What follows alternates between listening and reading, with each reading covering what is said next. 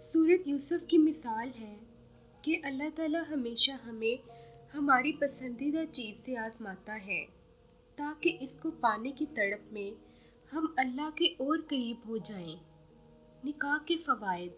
निकाह आने वाली 4 आफ़तों को रोक देता है: बेरोज़गारी को, फाकाकशी को, बेहयाई को, ज़नाकारी को। मर्द और औरत। कहते हैं कि मर्द रो नहीं सकते, मैं बताऊं, औरतें भी नहीं रोती।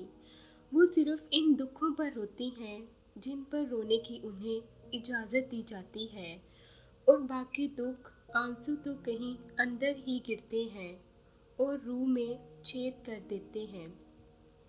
रसूलुल्लाह सल्लल्लाहु अलैहि वसल्लम ने फरमाया, तुम में से सबसे अच्छे लोग वही हैं जो इखलाक में सबसे अच्छे हैं।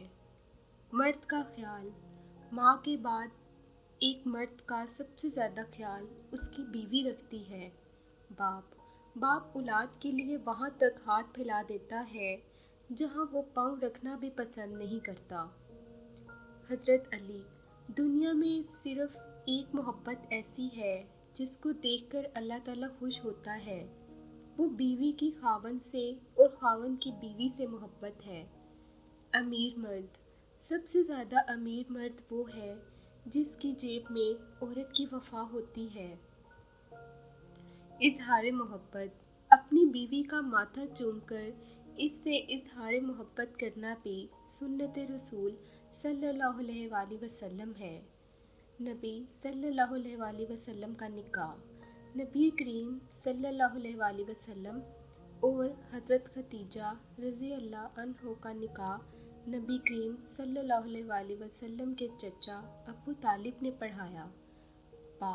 बाप वो होता है जो सबके सामने जिक्र नहीं करता मगर अंदर से फ़िक्र ज़रूर करता है। मोहब्बत। अपने शरीके हयात के तमाम ऐब मालूम होने के बावजूद इसके साथ बेहतरीन ज़िंदगी गुजारना ही असल मोहब्बत है। माँ। अगर मोहब्बत के 100 हिस्से किए जाएं तो 99 हिस्सों की हकदार माँ है। औरत की बर्बादी। औरत की बर्बादी का वक्त तब शुरू होता है जब इसे मुख्तलिफ मर्दों से अपनी तारीफ सुनने की आदत पड़ जाए।